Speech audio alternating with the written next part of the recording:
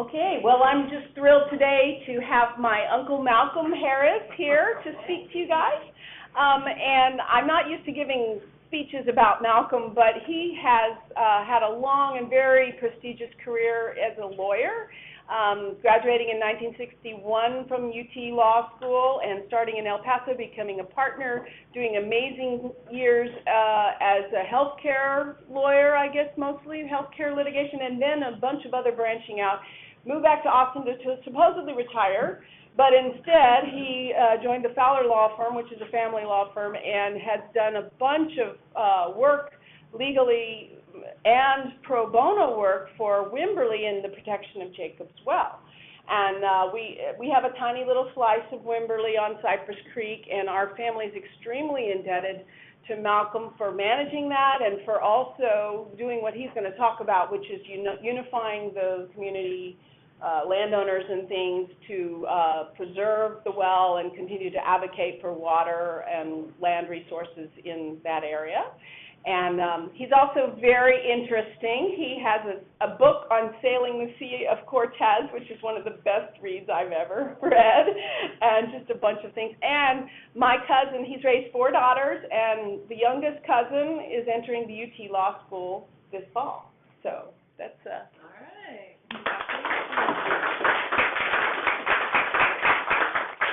Thank you, Marilyn, and what a wonderful group this is. I'm delighted to be here and to be able to have a conversation with you. My first encounter with Wimberley was 77 years ago when I was 6 years old.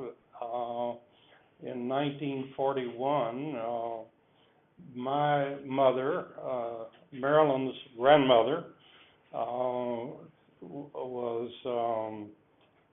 had been teaching swimming and dance to whole generations of Austinites at that time. My mother and Marilyn's grandmother actually was born and grew up about 5 blocks from where we're sitting right now. But in her childhood, her mother took her to Barton Springs, of course, and that magical place in Austin, Barton Springs. And so she grew up swimming and teaching dance, and her ambition in 1941 was to have a summer camp for girls where she could continue her teaching. And that summer we toured the state of Texas, central Texas anyway, or the hill country, looking for the right place. And on July 4th, 1941, we arrived at this spot that's shown on the screen, and we knew that was the place. And the family bought that property, and we still hold that property in the family to this day. It is a very magical place, just like Barton Springs, just like Comal Springs and New Braunfels and Spring Lake and San Marcos, one of the chain of magical springs that arise in the state of Texas.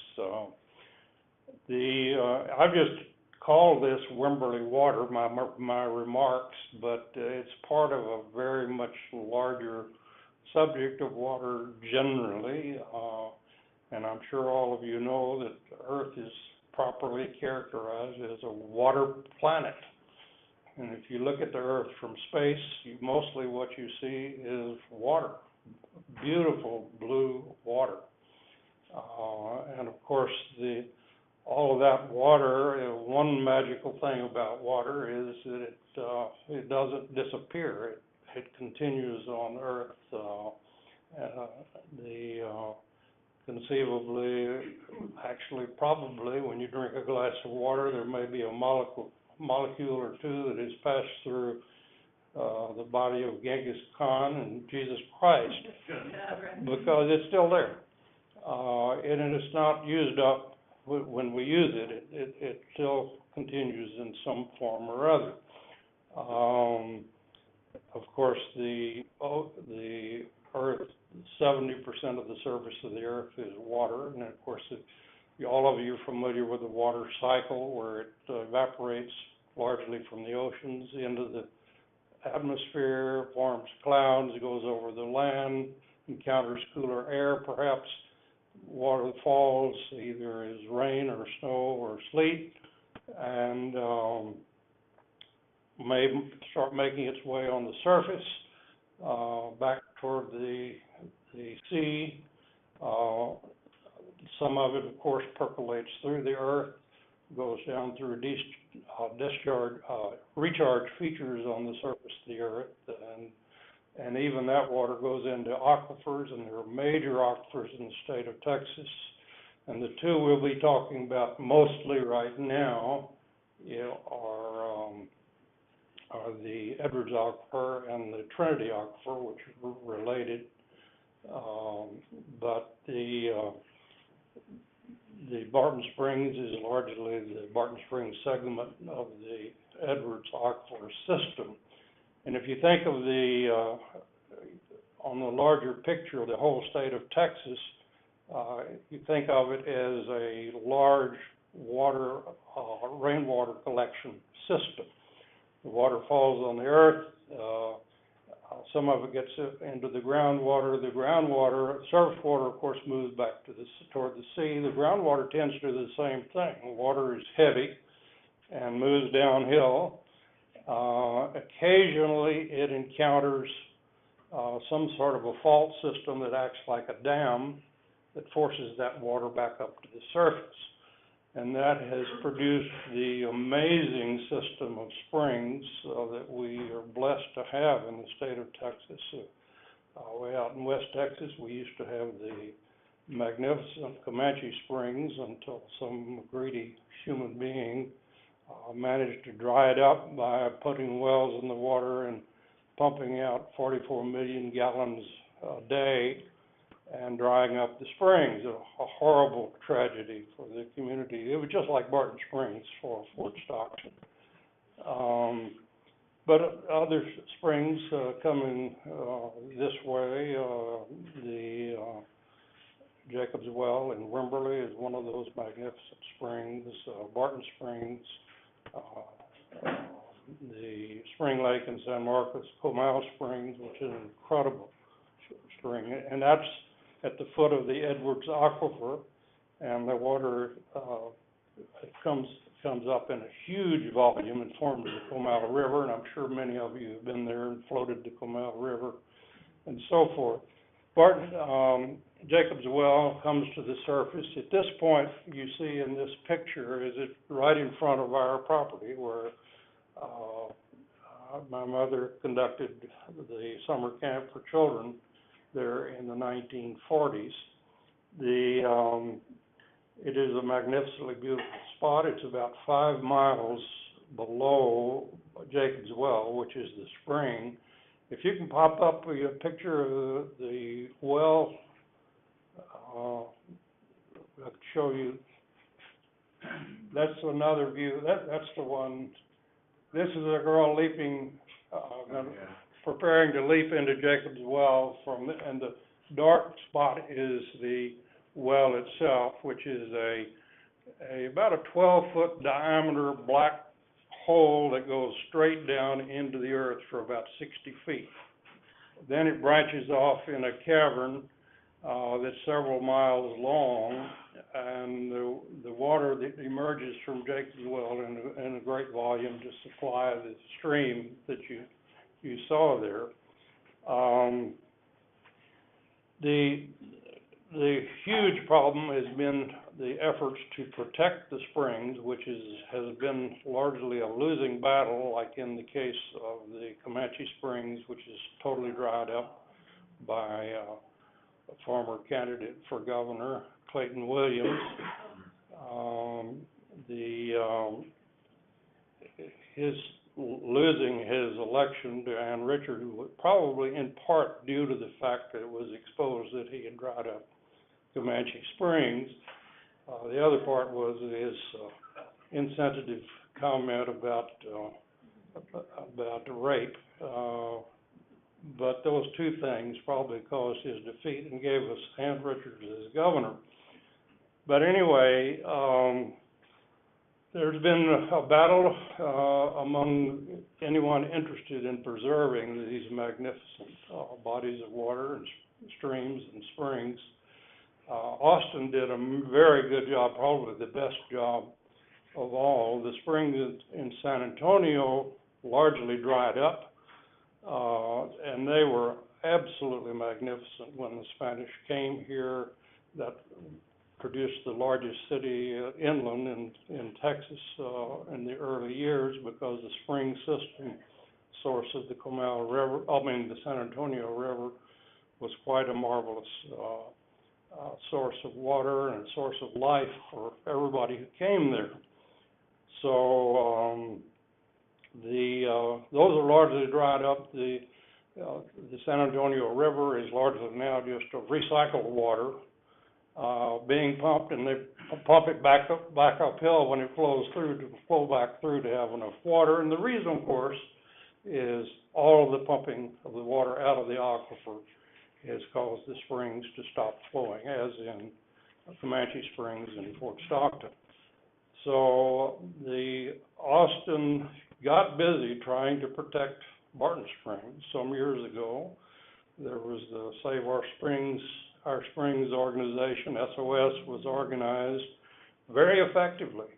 There was a time in Austin, I'm sure some of you will remember, that probably couldn't get elected in Austin, city council, if you were not endorsed by Save Our Springs.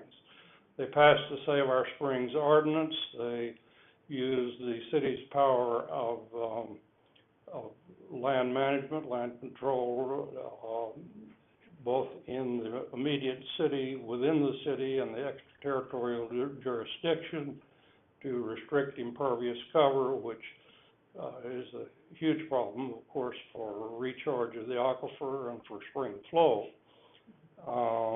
Basically restricting developers to about a 10% impervious cover. If they had to do more than that, then they had to buy land to put into recharge reserve that has allowed Barton Springs to continue to flow, and of course we still have to fight for it.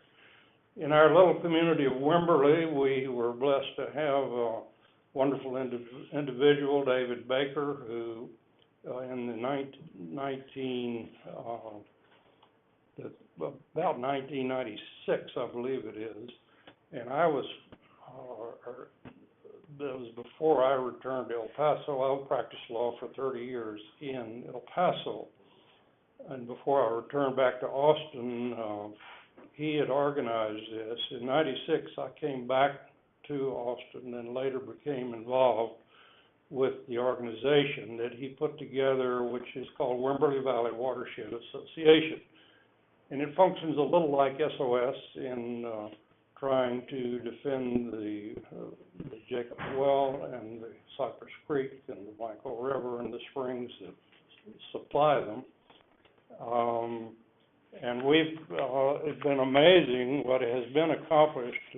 A year or two later, I got actively involved, and for probably the last 5 or 10 years, I've been president of the Wimberley Valley Watershed Association. Some of the things that we've accomplished, I wanted to, if I can find the right glasses,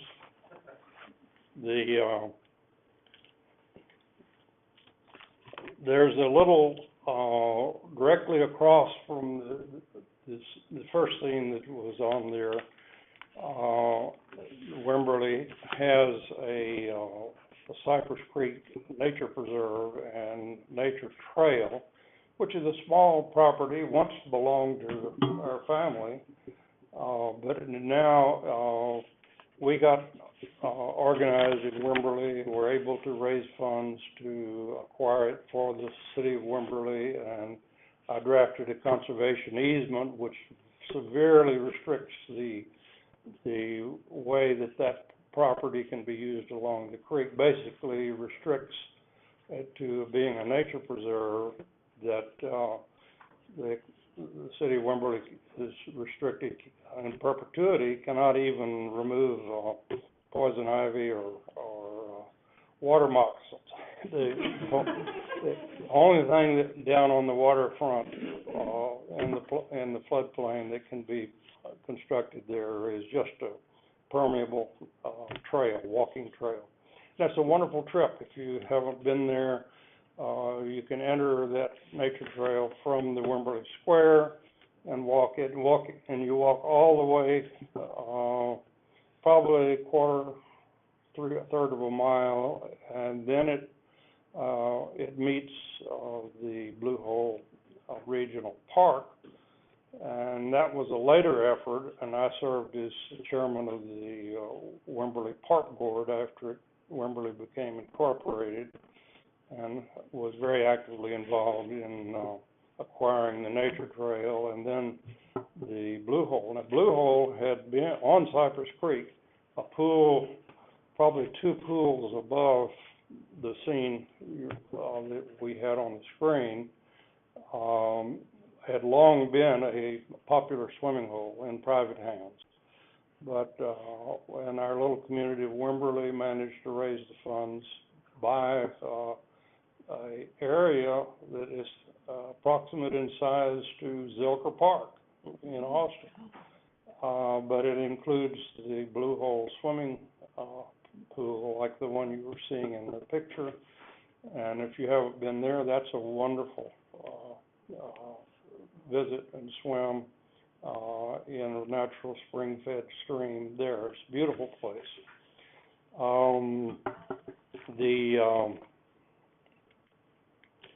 So the Blue Hole Regional Park, the Cypress Creek Nature Preserve, we played an important role in getting those established. The Little Wimberley Valley Watershed Association, which is, of course, a Texas nonprofit 501c3 corporation and supported by private donations. We do own other property, a spring over near Highway 281 known as Rebecca Springs and Rebecca Creek. We own that and hold title to that as well, and are now protecting that. There's about an 8-acre site on Cypress Creek just below Jacob's Well that we hold.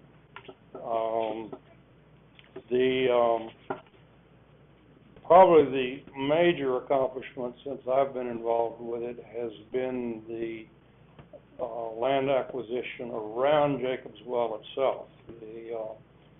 Amazingly, when our family first went to Wimberley, the properties around Jacob's Well were just divided Jacob's Well like a pie. So the corner of the properties were going in all these different directions like slices of a pie. So everybody had a piece of Jacob's Well. Amazingly, our little organization did manage to acquire all of those pieces. So that we acquired ownership of Jacob's Well. Then we've been protecting that as a 501c3 organization. And fighting wells, major commercial wells that others seek to put in around Jacob's Well and pump out the same water that's coming out of Jacob's Well, and also to put in dense developments, with quarter-acre lots or less, and hotels and things like that. We litigated with one group. I managed that litigation. In the end, we managed to settle it with what I call a buyout settlement. We just bought their property, and they gave up the idea of developing it and so forth. So we got about 100 acres in that process, and we worked out with Hays County to transfer that area and the Jacob's Well itself to Hays County under a very strict conservation easement that we prepared. So it's protected in perpetuity, even in the hands of government county. The county now operates that, and this was the agreement, as the Jacobs Well Natural Area. So it's about a 100-acre tract that includes Jacobs Well itself. That is a beautiful tract of land as well as Jacobs Well. We found, of course, in the first year that was operated, that way too much traffic came to Jacobs Well. I mean, it became almost internationally famous almost, and huge numbers of people were coming and wanted to go to Jacobs Well, and it was damaging the banks of the creek and things of that nature. So like Hamilton Pool in Travis County, Hays County has now restricted the numbers. And if you want to swim, you want to go to the well itself today, you need to go online and make a reservation. There are 2-hour slots, and it's restricted in number during those 2-hour time periods. But it's quite worthwhile trip if you decide to do that.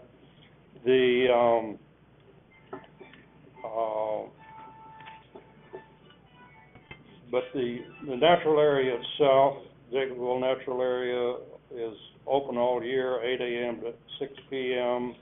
The nature trails are free. Swim online by reservation only, I mentioned, for 2-hour time periods, so forth. Just a little discussion of the threats to the survival of Jacobs Well, and of course they continue to be serious because both the city of Wimberley is now incorporated and the city of Woodcreek is incorporated, which includes the area of Jacobs Well. It is served by a water supply company, Aqua Texas. They have huge commercial wells in the area of Jacobs Well, unfortunately. We monitor the pumping from those wells and the flow of Jacobs Well.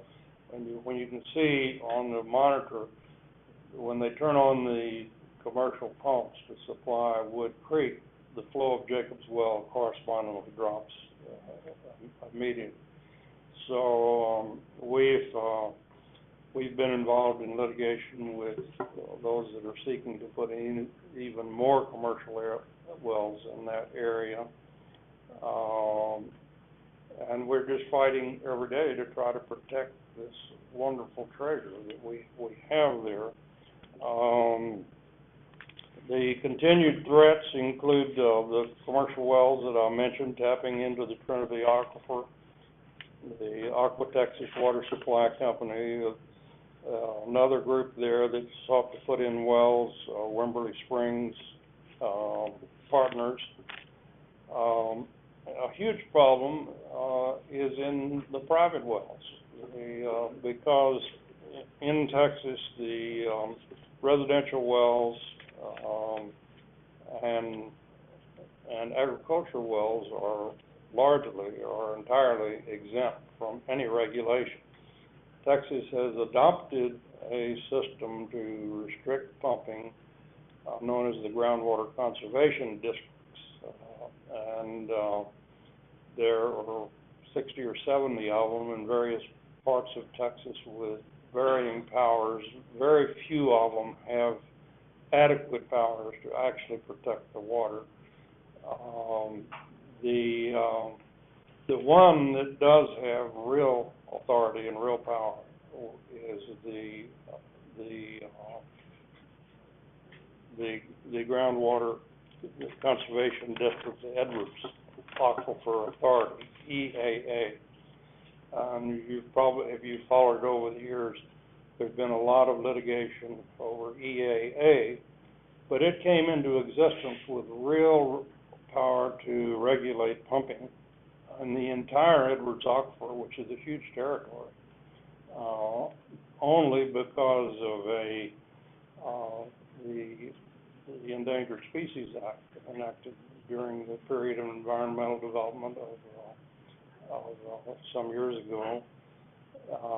They found an endangered species just like at Barton Springs, they found one in Comal Springs and in Spring Lake in San Marcos. And so the Sierra Club brought suit against the U.S. Fish and Wildlife Service for failing to restrict the pumping and protect the flow of Comal Springs and Spring Lake and San Marcos. Very courageous federal judge who I knew is no longer living, Lucius Bunton, out of Lubbock, oddly enough, where that lawsuit fell.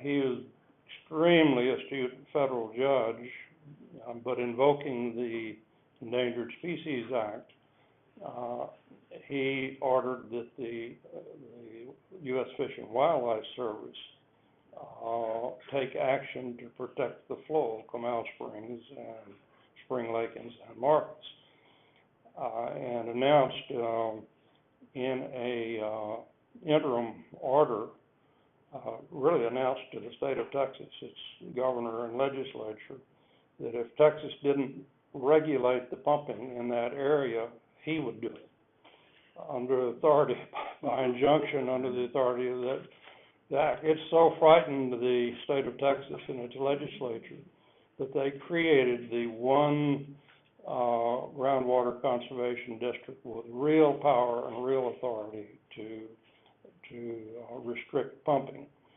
And because of that action by Judge Lucius Bunton and the resulting action by the legislature,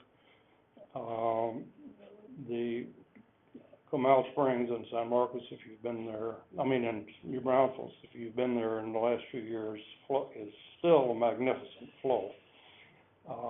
Spring Lake and San Marcos is still a magnificent flow. Barton Springs, only because it's probably the SOS effort, the Save Our Springs effort, and we're struggling with it in Wimberley to protect Jacob's Well. I don't know how long time, and nobody said anything about time limits. Can we ask questions? Yes, absolutely. I would be delighted to answer any questions. Yeah. So is there an organization now that's in the public that's helping with this Well, area? the Wimberley area has the Hayes Trinity Groundwater Conservation District. Sadly, it's so weak. They have no taxing authority, so they have no funds, so they can't really do the scientific work they need to. They can't withstand suits like takings lawsuits. If they restrict a landowner too much, they may be subject to being sued. So they have very little authority, very little power to protect the body. We work with them all the time and do what we can to restrict it, but it needs to have the kinds of authority that the Edwards Aquifer Authority has, and none of the other groundwater districts in Texas have that kind of authority. They're very illogically organized. They tend to follow political boundaries like county lines, which don't correspond, of course, to the aquifer lines. So, and there are situations where there are what's called white zones, where that fall outside of any groundwater conservation district. So, under the Texas very strange law known as the rule of capture, somebody can buy a small tract, 5 or 10 acres, put in a huge well, a huge commercial pumping operation, pump water out from under everybody else's land, and the other surrounding landowners have no recourse whatever. If they capture it, Texas law says they can take it. Of course, one of our major efforts each year is legislative. We need to have a direct legal attack on the rule of capture in Texas, which is a terrible, terrible concept.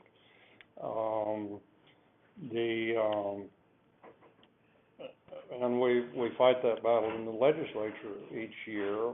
a group called Electropurification found a little white zone right out here next to Buda in the Trinity Aquifer, which supplies Jacob's Well, and they put in commercial wells and were planning to pump 5 million gallons per day from our Trinity Aquifer. Fortunately, we got busy, organized a separate organization known as TESPA, the Trinity Edward Springs Protection Association, very worthy organization also, that brought a lawsuit to stop the electropurification wells, or to get it caused a huge controversy. Many people became very aroused about it. It threatened the wells of the surrounding property owners.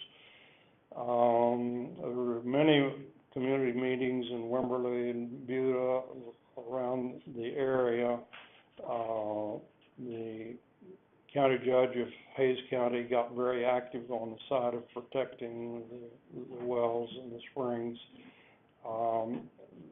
Reluctantly, I think the legislators had to join that effort because they were threatened with being voted out of office if they didn't do something, and they did pass in the legislature before last. They passed a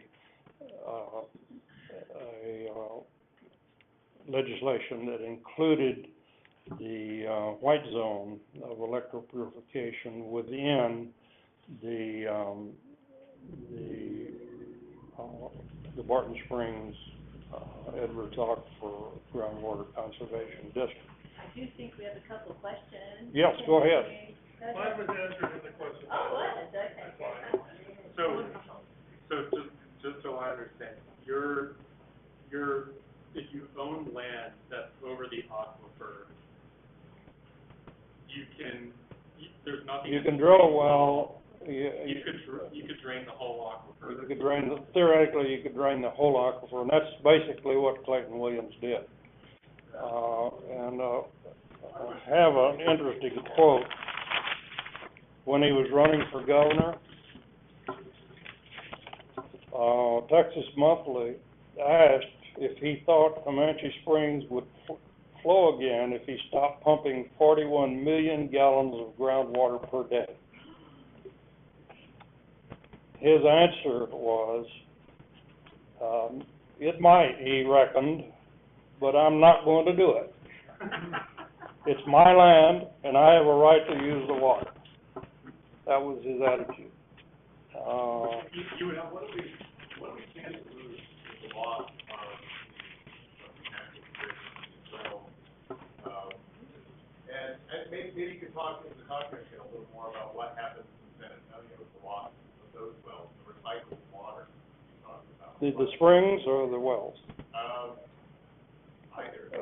The springs were largely dried up by the pumping even before all this, early in the 20th century. San Marcos got busy and restored the San Antonio River, but largely by recirculating the same water because there's so many wells that dried it up. There was a huge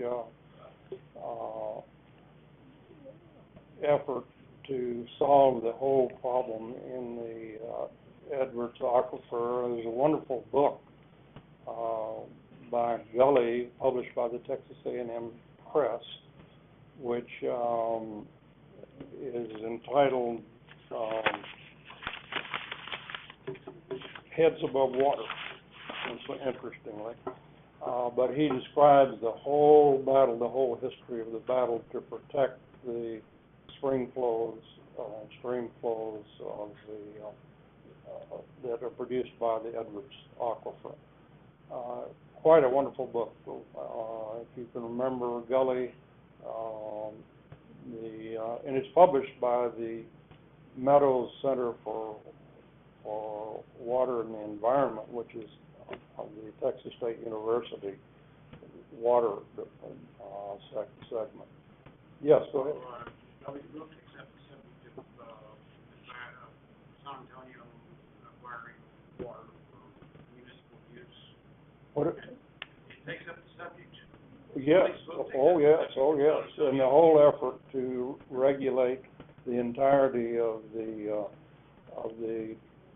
Edwards Aquifer, which supplies. San Antonio today is still completely dependent on aquifer water. Oh yes, so the pumping still goes on, but it's restricted under Judge Button's rulings and the action that required by the Edwards Aquifer Authority. When the flow of Comal Springs and New Braunfels drops to a certain level, they must drop the pumping level that all of the commercial wells in the entire Trinity Aquifer can pump. And that restricts how much water San Antonio can have. And of course, San Antonio is still fighting for water and is going 50, 100 miles out to areas that are unregulated to put in commercial wells, and is proposing a pipeline all the way back to San Antonio. San Antonio also trying to develop surface water like Austin uses. I'm sure they are. I'm not that familiar with all the things they're doing. Of course, there are a whole series of efforts, including going into aquifers that don't have pure water, that have saline water, and treating that. Gulf water can be treated. There are other sources of water, but I think we have time for a couple other questions before we Okay. wrap up. Now, there's like 3 back there, so you guys. Go ahead. Oh, with about 150 or so people moving to the greater Austin area, what are the long-term solutions? Because I don't want to see become California, where we're actually pulling in water from every place else. What can we do for the long-term solutions? You know, if all the rooftops in Austin collected water, would have more water than they knew what to do with.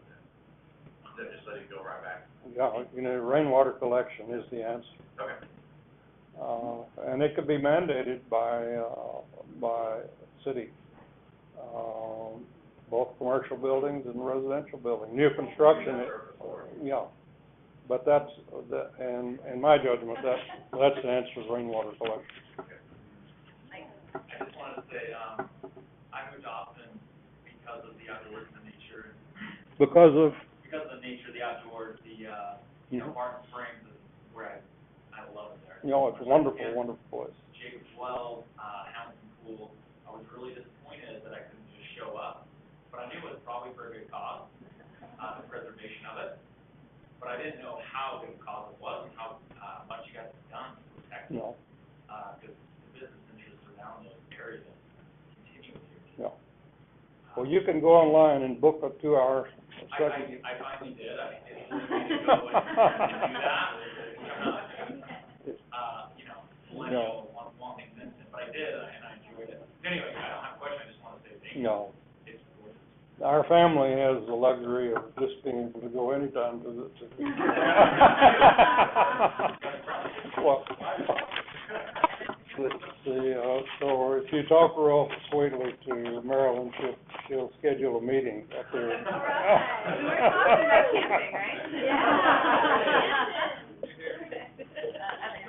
I had a quick question. Is the rule of capture, was that specifically about water, or is that maybe being resisted by the legislature because it also affects oil and gas? No, that was a 1902 case, involved a railroad,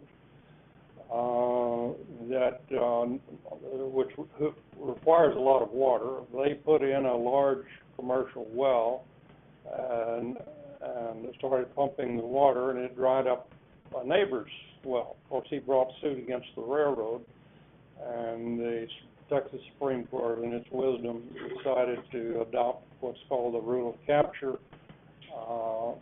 which means that if you pump it out and you have control of it, it's yours. And it doesn't, and that the neighbor has no remedy whatsoever. But that You only pump all the water out from under him.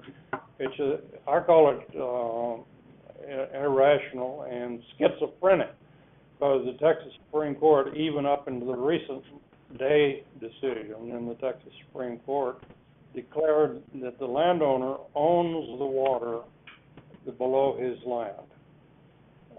But it's schizophrenic because the neighbor can pump the water out from the owner. So they say the landowner owns it, but he doesn't own it because his neighbor can pump it out from under, and so he no longer has it. It's totally irrational, and to my way of thinking, schizophrenic, because ownership means nothing if you can't protect that ownership, and you can't.